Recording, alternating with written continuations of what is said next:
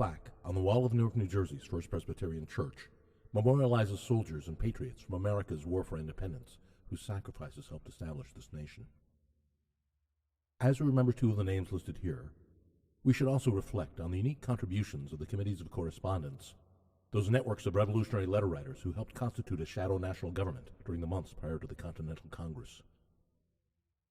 William Peartree Smith was mayor of nearby Elizabethtown on June 1, 1774, when his community chose him to serve as secretary for the Essex County Committee of Correspondence.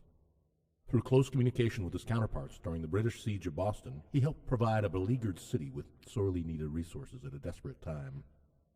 His soon-to-be son-in-law was a 28-year-old lawyer named Elisha Boudinot, who had just been elected to serve as secretary for Newark's Committee of Correspondence, when he inscribed that community's May 4, 1775 Revolutionary Declaration in his own hand. Let's begin their story with news of the death in New York of Smith's great-grandmother, Anna Litsko Peartree, in November of 1730. Her will not only provided for the ongoing care of Guy, her former slave, but it also named 7-year-old William Peartree Smith as sole heir to a substantial estate. Grandmother Anna's deceased husband, Colonel William Peartree, had been a privateer in the English Navy, and later served as mayor of New York City.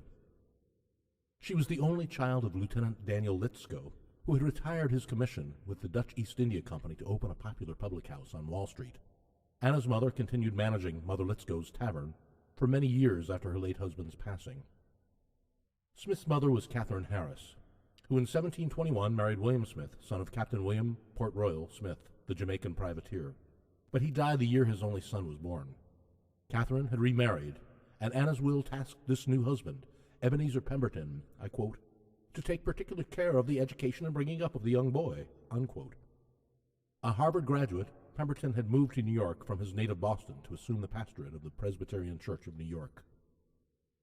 Grandmother Peartree's will stipulated that her son-in-law's nephew, also named William Smith, would share responsibilities for guardianship of young William Peartree Smith. A Yale graduate, William Smith Sr. was New York's only American-educated law teacher, and after the groundbreaking Zenger free speech trial in 1732, he was widely recognized as one of the colony's most important lawyers. In 1760, he would decline a fateful appointment to serve as the King's Chief Justice for the province, an office later accepted by his son and namesake, William Smith, Jr. This cousin, nicknamed the Historian for his pioneering history of New York City, was for years an inseparable partner alongside William Peartree Smith in a host of shared endeavors. However, by the outbreak of revolution, his continuing allegiance to the King of England resulted in bitter enmity and a final rift between these two. William Peartree Smith earned his master's degree from Yale College in 1745, then studied law with his guardian, William Smith Sr., but never entered the profession.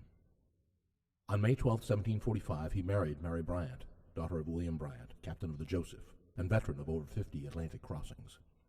The young couple's early married life seemed to embody the essence of that period in American history known as the First Great Awakening, an era characterized by energetic and expansive religious revivalism. Growing up in England, Mary had been introduced to the famous scholar and influential composer of religious hymns, Isaac Watts, and both she and her new husband were devoted admirers and friends of the fiery Anglican orator, George Whitefield. Only a few years earlier, Smith's stepfather, Ebenezer Pemberton, had been one of the first American pastors to share his pulpit with this controversial preacher. At that time, you could travel from New Haven to Williamsburg without encountering a single institution of higher education. It was clear that a new college was needed to serve the middle colonies, and in October of 1746, 23-year-old William Peartree Smith, among an intimate group of friends, cousins, guardians, and local Presbyterian pastors, signed the first charter establishing the College of New Jersey, known today as Princeton University. This charter included the groundbreaking provision that, I quote, "No person be debarred any of the privileges of the said college on account of any speculative principles of religion, but those of every religious profession have equal privilege and advantage of education in the said college." From among their own ranks, the trustees chose fellow Yale graduate and leader of the New Light movement, Jonathan Dickerson, the long-serving pastor of Elizabethtown's First Presbyterian Church, to serve as the fledgling college's first president. He died prior to graduation, but was succeeded by the pastor of Newark, Aaron Burr Sr., then later by the celebrated theologian, Jonathan Edwards, whose own presidency was also tragically cut short. In 1766, William Peartree Smith traveled to Scotland on behalf of the trustees to help recruit John Witherspoon, one of the most respected intellectuals of the Scottish Enlightenment movement, who eventually took charge of the college and supervised the baccalaureate education of James Madison, Aaron Burr Jr., and over 100 other young men prior to inscribing his own signature onto the Declaration of Independence in 1776. Smith's personal connections to the illustrious Livingston family were numerous and varied. His cousin William's wife was Janet Livingston, whose cousin Sarah married friend and neighbor William Alexander, better known as Lord Stirling, Washington's second-in-command. Her brother, Peter Van Broek Livingston, one of the College of New Jersey's original trustees, had married Alexander's sister Mary. Perhaps two of the most influential members of this assembly of friends and family were the brothers Philip Livingston, who would sign the Declaration of Independence, and William Livingston, who would later sign the United States Constitution. During the early 1750s, William Livingston was an organizing force behind a group of New York writers that included William Peartree Smith, his cousin William, and John Marin Scott. They published pointedly political literary attacks on the British Parliament and its ministers in newspapers modeled after Addison and Steele's Spectator. The Independent Reflector and the Watchtower addressed a wide range of issues, from exclusionary practices of the established church to judicial corruption. These helped introduce a wider American audience to arguments of political justice, and even provoke comments from the iconic British lexicographer Samuel Johnson. Smith published his essays under the pseudonym Shadrach Plebeianus. The most lasting of their literary projects was initiated in 1754, when they founded the city's first public subscription library, the New York Society Library, in an open room of Old City Hall on Wall Street. After more than a quarter of a millennium, this institution still continues to provide access to literature that is, I quote, very useful as well as ornamental to the city, unquote. It was around the time of the publication of William Peartree Smith's preface to William Livingston's poem, Philosophical Solitude, that a close group of this network of friends retreated from urban New York and chose a more pastoral existence in Elizabethtown, New Jersey. Smith was living there in August of 1758 when the following advertisement appeared in the New York Gazette. I quote, "Run away on the 13th of August instant from William Peartree Smith, Esquire, a Negro man named Prince." After describing him, the ad goes on to state, "Whoever secures him in one of his Majesty's jails so that his master may have him again shall be well rewarded," unquote. Smith had moved into the home recently vacated by the late royal governor, Jonathan Belcher, who in life had been one of the College of New Jersey's most ardent supporters. William Livingston and Lord Stirling settled nearby. To encourage fluency in Latin and Greek, mandatory college entrance requirements at the time, Smith led efforts to build a preparatory school to cultivate promising young students. Soon, 15-year-old Alexander Hamilton, just arrived from the Caribbean, would attend Elizabethtown Academy to prepare himself for his future college and public life. On May 18, 1769, Smith was elected to the American Philosophical Association as member number 101. It's at this point in our story when we should reintroduce young Elisha Boudinot. Smith and the other trustees had chosen the town of Princeton, New Jersey as a permanent home for the college. If you look closely behind Nassau Hall, the large building in the center of this engraving, you can see a small domestic structure just to the left. This was the home of the Boudinot family.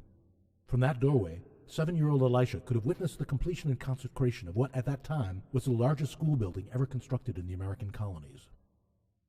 Elisha's father, Elias Boudinot, was the grandson of Huguenots who had escaped brutal religious persecution following Louis XIV's revocation of the Edict of Nantes and eventually settled in New York City.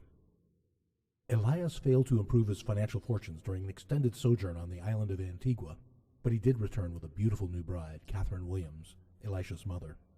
They settled in Philadelphia prior to moving to Princeton, where he served as postmaster. As a teenager, Father Elias had apprenticed as a silversmith under Simeon Souvain in New York, and later operated a silver mine in New Brunswick, which ran directly underneath the current site of Rutgers University. Examples of his work in silver can be found among the possessions of his friend and former neighbor on Market Street in Philadelphia, Benjamin Franklin. Elisha Boudinot moved with his family to Boxwood Hall in Elizabethtown, where he studied law under the supervision of his older brother Elias, and eventually established a home for himself in the neighboring town of Newark. Throughout most of the Revolution, Elisha's brother Elias represented New Jersey in the Continental Congress. While serving as its president in 1783, he signed the Treaty of Paris, which ended the war and established the United States of America as an independent sovereign nation. Elias had married Hannah Stockton, and their older sister Annis, an accomplished poet in her own right, had married Hannah's brother Richard Stockton, Elias's former law teacher. Only a few months after signing the Declaration of Independence, Richard was captured by the British and subjected to such inhumane treatment that his health was permanently damaged. He was the College of New Jersey's first graduate. This network of family correspondences expanded further when Richard and Annis's daughter, Julia Stockton, married Benjamin Rush, another signer of the Declaration. Elias and Hannah's daughter, Suzanne Vergereau Boudinot, married William Bradford, George Washington's future Attorney General and son of the celebrated Philadelphia printer. Years later, after the premature death of his own beloved bride, Kitty, Elisha would tie these families even closer together by marrying William Bradford's younger sister, Rachel. The first shots of the Battle of Lexington were heard on April 19, 1775, and the course of human events moved very quickly thereafter. Abandoning the siege of Boston, the British soon took complete control of New York City, and by winter of 76, Washington's army was in full retreat across New Jersey. Almost within sight of New York, the residents of Elizabethtown, particularly those with acquaintances remaining in the occupied city, were in a unique position to acquire information on British troop movements. Smith and Elisha, who was then serving as the provincial commissary for prisoners, provided critical information for the Patriot cause through regular correspondences with General Washington and his aide-de-camp Alexander Hamilton at headquarters, as well as with Elias at Congress in Philadelphia. Washington thanked Elisha that March, writing, I quote, "I am much obliged for the pains you have been at to obtain intelligence," unquote. During those early days of 1777, the Battle of Princeton provided an important turning point in the fortunes of war for the patriotic cause. The hollowed walls of Smith's beloved Nassau Hall still display the scars of the American cannonade that helped drive out British occupying forces. In the middle of a July 1778 correspondence from William Peartree Smith to Elisha Boudinot at Congress in Philadelphia, under the heading Secret Intelligence, we find this playful intimation that a blossoming attraction has been growing between Elisha and Smith's daughter Catherine, affectionately known as Kitty. Quote, "Your brother visits here very frequently of late, and generally under some pretense or another stays all night about the house. We really begin to suspect he has a mind to rob us. I have a certain piece of very valuable property which Mrs. S. and I together purchased at a very dear rate many years ago, and which no pecuniary consideration would induce us to dispose of." Unquote. Of course, the valuable property he jokingly refers to here is his daughter Kitty. But happily, on October 14, 1778, against a grim backdrop of war, the young couple were married at her mother and father's home, with their blessings. The force of the conflict had already made its presence known in the form of invasive searches of the Smiths' residence, repeated only weeks prior to the nuptial event. But within months their home would be sacked, the possessions within destroyed, and their son, Kitty's younger brother Belcher, would be captured by British soldiers and placed in custody of Smith's estranged cousin William, Chief Justice for King George III. In June of 1780, William Peartree and Mary Bryant Smith found permanent refuge at Kitty and Elisha's home in Newark, moving in just in time to greet their new granddaughter, Anna Maria Boudinot, who would be joined by her younger sister Catherine, just 6 short weeks after Yorktown. In peacetime, the victorious revolutionaries demonstrated their commitment to rule of law as the embodiment of justice. Judge William Peartree Smith served his appointment on Essex County's Court of Common Pleas from 1782 until his death in 1801. Judge Elisha Boudinot was appointed to the New Jersey Supreme Court in 1798, when Federalists were still politically ascendant, and served until they were defeated by Thomas Jefferson's Democratic-Republican Party in 1805. It was Elisha who presided over the Bergen County hearings on the indictment of Aaron Burr, Jr., sitting Vice President of the United States, for the murder of Alexander Hamilton. In the intervening years after the war, Elisha's working relationship with Hamilton had remained a close one. In 1793, as president of the First Bank and Insurance Company of Newark, Elisha helped the ambitious Secretary of the Treasury establish one of this country's first industrial corporations, the Society for Useful Manufactures. Its innovative textile factories adopted mechanical technology pioneered by Richard Arkwright's industrial plants in England, and were powered by energy from Patterson's Great Falls on the Passaic River. After engineer Pierre L'Enfant's lavish vision was abandoned and founding director William Duer thrown in debtor's prison, in 1797 it was Elisha who stepped in as director of Hamilton's pet project, an office he would maintain for the next 10 years. Though consequential in the long run, that visionary effort never delivered anticipated short-term returns. It seems that the age of steam had already arrived. In 1809, 5 years after Hamilton helped him incorporate the Associates of New Jersey, Elisha and pioneering inventor Robert Fulton entered into an unincorporated joint stock association, which funded Fulton's second and third steamships, the Jersey and the York, and established regular ferry service across the Hudson River from Manhattan's Cortlandt Street to the Associates' property at Paulus Hook. On October 19, 1819, Judge Elisha Boudinot died at his home on 74 Park Place in Newark. This structure had been rebuilt after a January 1797 fire, and it remained standing until 1912. It was where Judge William Peartree Smith and Mary Bryant Smith lived out their days, and where Kitty and Rachel Boudinot, Elisha's first two wives, had both passed away. There is a memorial plaque close to its former site near the center of the city of Newark.